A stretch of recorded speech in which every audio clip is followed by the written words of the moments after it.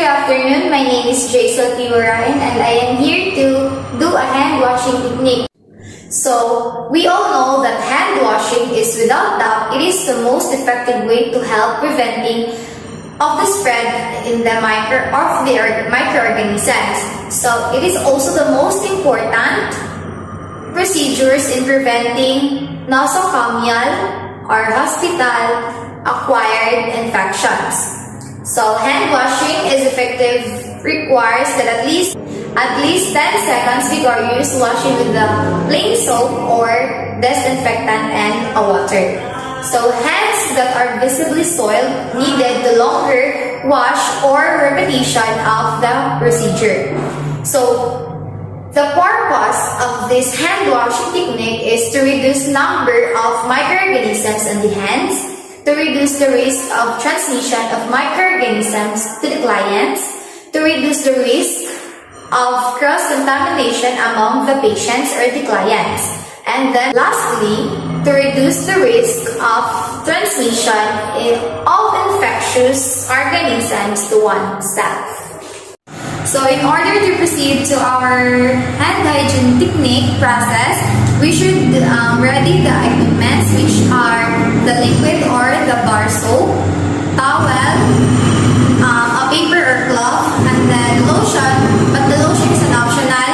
Next is a sink with the running water or running H2, and next is a trash bin, and also lastly the tissue or the paper towel. So these are the step-by-step process of doing the hand hygiene technique. So first, assess the hands. The nails should be kept short, and then remove all the jewelry, including your wristwatch. And then check hands for breaks or cuts in the skin. Next, stand in front of the sink. Do not allow your uniform to touch the sink during the washing procedure. The sink is considered contaminated. Uniforms may carry organisms from place to place. Next is, when you are wearing a long sleeve, you should roll out the sleeves. And next is turn on the water and adjust the force or the water flow. Water splashed from the contaminated sink will contaminate your uniform. So, wet your hands thoroughly from wrist or pointing fingers toward the bottom of the sink. Hold hands lower than the elbows.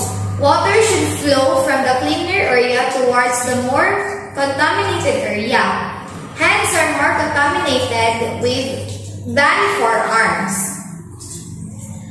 Apply enough soap to cover all hands or face. If liquid soap, apply 2 to 4 ml. If it is a bar soap, rub firmly between the hands and then rinse and return the soap to the dish.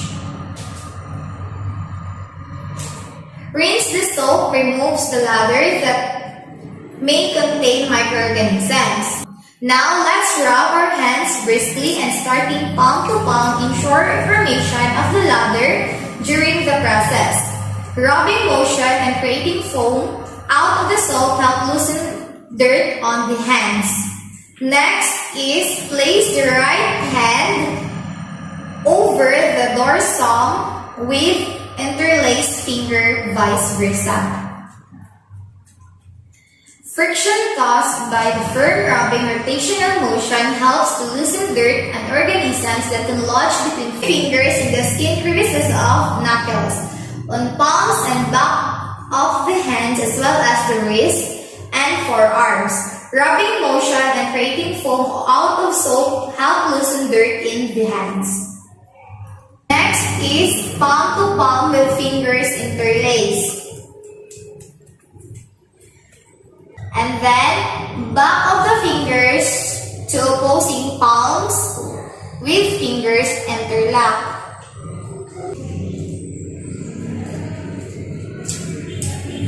Next is rotational rubbing of left thumb clasped in the right arm.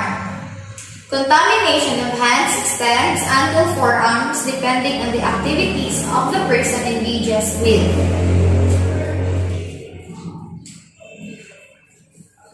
Next is rotational rubbing backwards and forwards with clasped fingers in the of the right hand, in the left hand, and vice versa.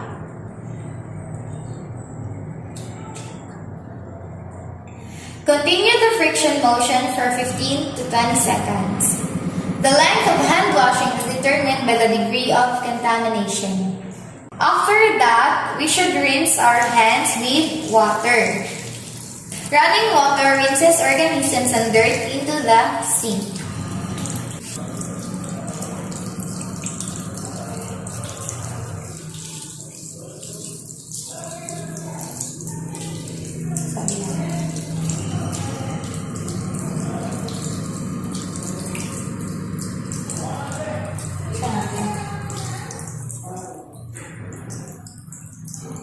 Thoroughly dry your hands and arms with paper towel or single-use hand towel.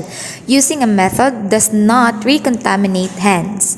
So, this prevents the nurse from picking up microorganisms from the faucet handle. Drying the skin well prevents chopping.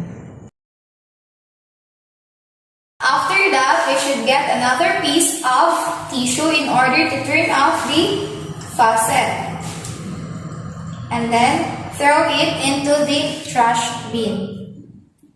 Do aftercare the procedure.